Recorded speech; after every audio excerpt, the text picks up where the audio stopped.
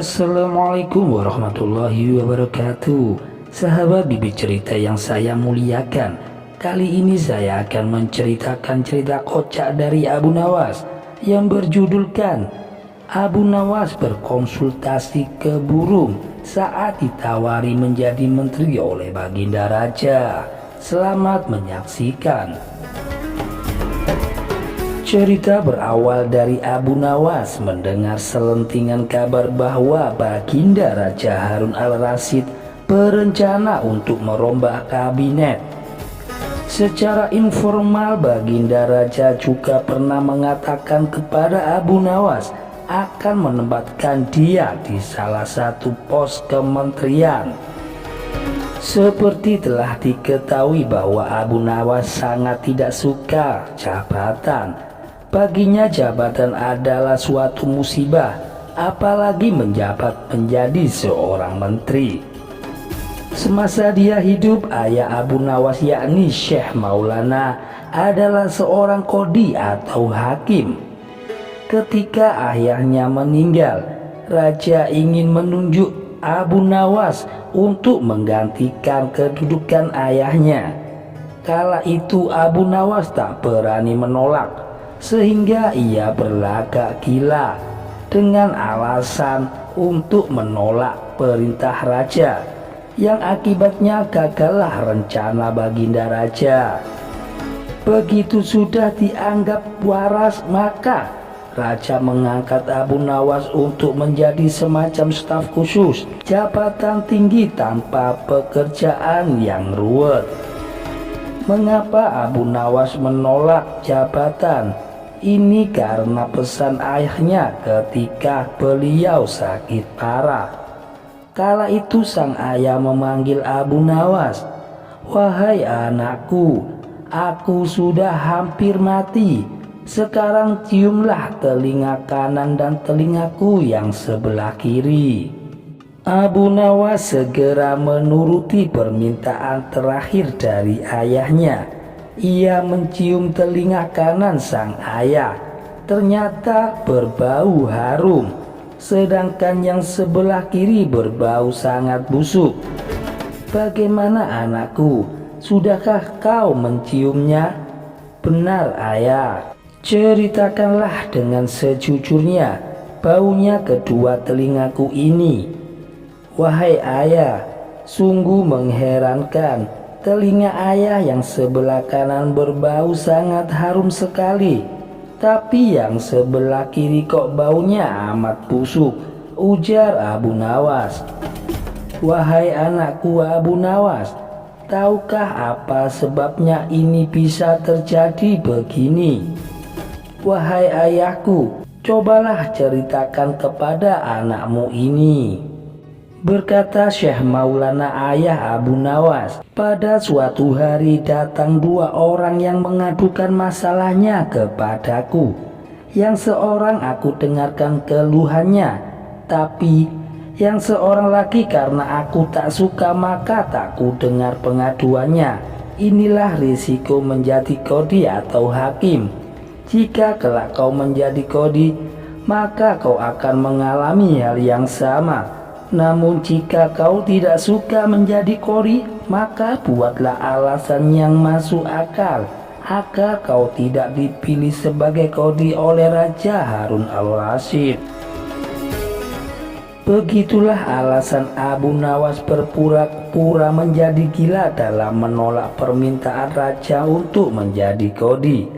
Seorang qadhi atau penghulu atau hakim pada masa itu kedudukannya seperti hakim yang memutus suatu perkara. Walaupun Abu Nawas tidak menjadi qadhi, namun dia sering diajak berkonsultasi oleh sang raja untuk memutuskan suatu perkara. Bahkan ia kerap sekali dipaksa datang ke istana hanya sekedar untuk menjawab pertanyaan raja yang aneh-aneh dan tidak masuk akal. Dan sekarang bagaimana cara menolak permintaan Baginda agar dirinya menjadi menteri? Membuat Abu Nawas menjadi bingung. Salah satu jalan keluarnya adalah menghindar bertemu raja. Abu Nawas bersembunyi di rumah dan bilang kepada istrinya, jika ada utusan raja datang, katakan saya sedang uzlah di gunung. Uzlah yaitu mengasingkan diri. Dan benar saja, utusan raja datang ke rumah. Setelah selama sepekan lebih, Abu Nawas menghilang. Ketika utusan itu datang, Abu Nawas bersembunyi di kolong tempat tidur. Istrinya yang lugu ini mengatakan pesan Abu Nawas kepada utusan raja. Suamiku sedang menyepi di gunung, kata istri Abu Nawas. Gunung mana? Aku tidak tahu. Dia hanya bilang di gunung begitu saja, ucap istri Abu Nawas. Utusan raja bingung setengah mati. Apa yang akan disampaikan kepada raja nanti? Dan benar saja, raja menjadi marah-marah menerima laporan utusannya. Cari di mana Abu Nawas sekarang, harus ketemu, perintahnya. Sementara itu Abu Nawas langsung berangkat ke hutan begitu utusan itu balik ke istana. Dan dia berpesan kepada istrinya lagi, jika utusan itu datang lagi bilang saja, saya ada di hutan. Utusan disertai beberapa pengawal raja datang juga ke rumah. Istrinya pun menunjukkan di mana suaminya berada. Abu Nawas sedang duduk di mulut sebuah gua di hutan sambil bicara sendiri ketika utusan dan pengawal datang. Hai Abu Nawas, raja mencarimu, cepatlah engkau menghadap, kata utusan raja. Sebentar, saya sedang mengobrol dengan burung itu, ujar Abu Nawas sembari menunjuk seekor burung yang bertenggar di dahan pohon. Abu Nawas, kamu gila ya? Abu Nawas menunjukkan wajah yang serius. Saya sedang bicara dengan burung, maka kalian semuanya diam. Ini menyangkut masa depan raja, ujar Abu Nawas mulai meyakinkan. Utusan raja terheran-heran.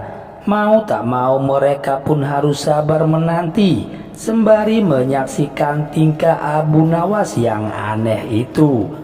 Tidak berselang lama, Abu Nawas ngeloyor menaiki keledainya. Utusan dan pengawal raja mengawalnya sampai ke istana. Begitu sampai di istana, Abu Nawas duduk di tempat yang biasa. Sedangkan utusan menemui raja di ruang lain. Sang utusan bercerita bahwa Abu Nawas menjadi setengah gila. Hamba melihat Abu Nawas berbicara dengan seekor burung, ujar utusan bercerita. Raja penasaran juga. Kemana saja kamu Abu Nawas? Tanya raja begitu melihat Abu Nawas yang ada di depannya. Mohon ampun baginda raja, hamba sedang menjalankan mimpi hamba untuk uzlah ke hutan, jawab Abu Nawas. Mimpi apa? Mimpi bertemu ayah hamba. Beliau berpesan agar hamba menyepi untuk sementara waktu agar mendapatkan wangsit, ujar Abu Nawas. Terus sekarang apakah kamu sudah mendapatkan wangsit? Tanya baginda raja mulai penasaran. Sudah baginda, jawab Abu Nawas. Apakah wangsit yang kamu peroleh itu? Mohon ampun baginda raja, ini tentang baginda. Apa? Tentang saya? Tentang apa itu? Desak baginda. Ayo cepat ceritakan.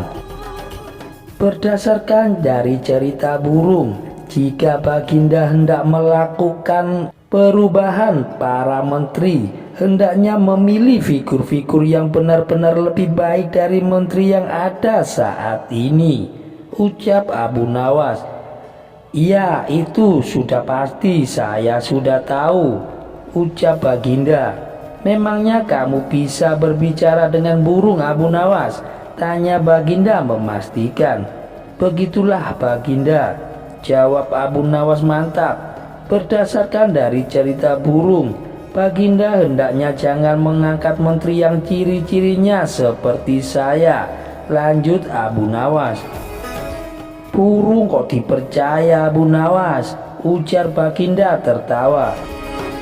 Jadi kamu menolak menjadi menteri? Tanya Baginda kemudian. Bukan begitu Baginda Raja. Ini berdasar dari cerita burung itu.